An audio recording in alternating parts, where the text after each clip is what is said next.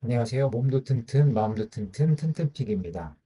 술도 안 마시는데 지방간이라고요? 건강검진 결과 간 수치가 높게 나왔다는 얘기 요즘 주변에서 정말 많이 듣습니다. 저도 그랬어요. 술을 잘 안 마시는데 23년 12월 건강검진에서 지방간 판정을 받은 거죠. 술 안 마시면 간은 괜찮은 거 아닌가요? 라고 의사 선생님께 여쭤봤더니 지방간은 술과 상관없이 누구에게나 생길 수 있다 라는 말에 멘붕이 왔습니다. 나중에 찾아보니 비알코올성 지방간이라는 질환이 있더라고요. 최근 10년간 한국에서 이 지방간 환자가 급증했고, 특히 30대부터 70대까지 중장년층의 20% 이상, 진료비는 2배 이상 증가했다고 하는데요. 그리고 그 원인은 다름 아닌 저 같은 평범한 사람들의 식습관과 체중 문제라는 걸 알게 되었어요. 그래서 오늘 영상에서는요, 비알코올성 지방간이 정확히 뭔지, 왜 술을 안 마셔도 지방간이 생기는지, 그리고 어떻게 예방하고 간을 회복시킬 수 있는지 의학적 근거와 실제 사례까지 정리해서 알려드릴 테니 영상 끝까지 시청해 주세요.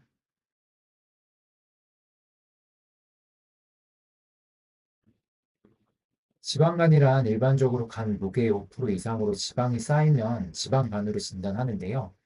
비알코올성 지방간이란 술이나 간 독성 약물 없이 생기는 지방간으로 전체 간 질환 중 가장 빠르게 증가 중인 질환입니다. 최근 MASLD, 대사 이상 관련 지방간 질환이라는 용어로 바뀌고 있는데요. 단순히 술이 아니라 대사 문제, 즉 비만, 당뇨, 인슐린 저항성이 핵심이라는 겁니다.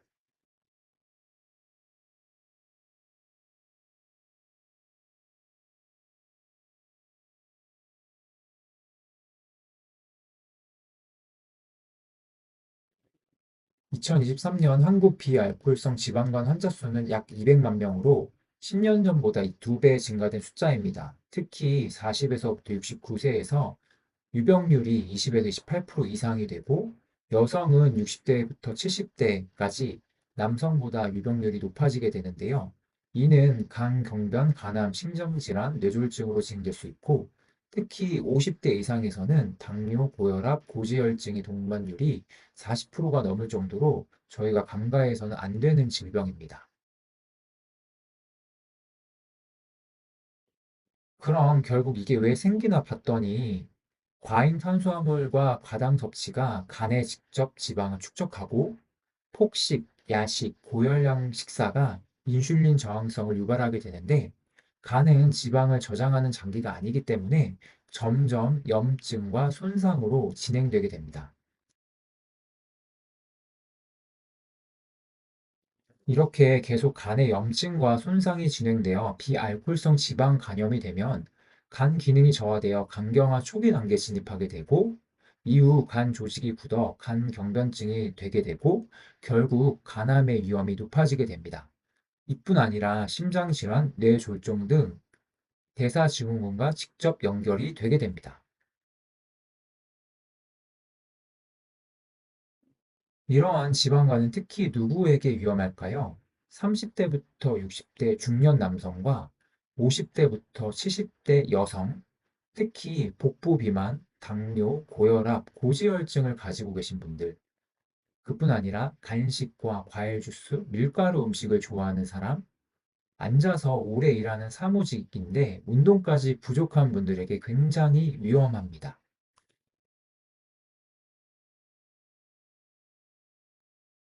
그렇다면 단순 체중 감량으로 비알코올성 지방간 해결이 가능할까요?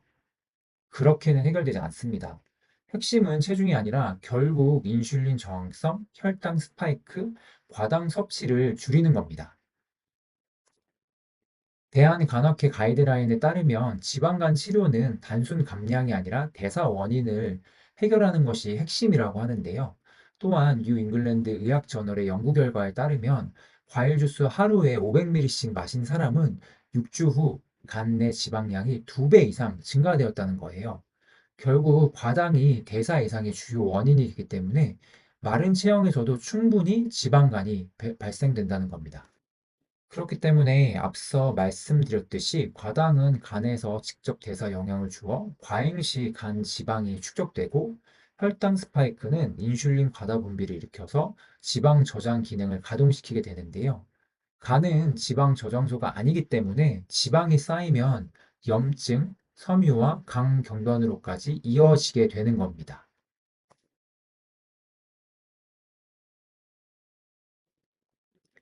결국 이런 분들 계세요. 살만 빼면 되지 않나요? 아니요. 근육량만 빠지고 인슐린 저항성이 그대로 된다면 더 건강이 나빠질 수 있습니다. 나는 말랐어요. 지방간 아닐걸요? 아니요. 마른 지방간이 오히려 더 위험합니다. 내장 지방과 대사 이상이 핵심이기 때문입니다.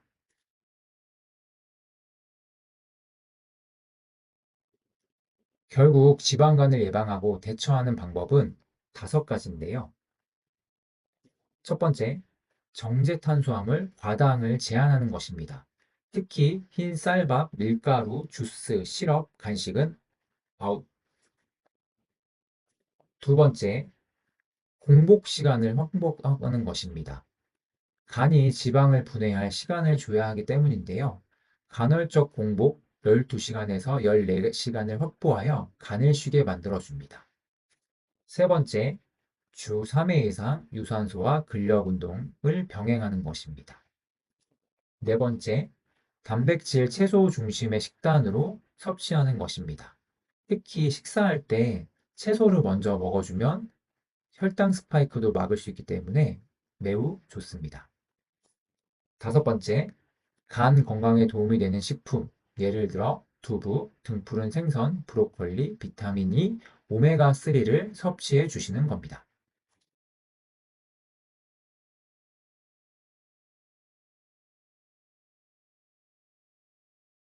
이렇듯 비알코올성 지방간, 초기에는 아무 증상이 없고 문제를 잘 일으키지 않지만 방치하면 강병변, 심장병, 뇌졸중까지 이어질 수 있는 아주 무서운 조용한 위협이 됩니다.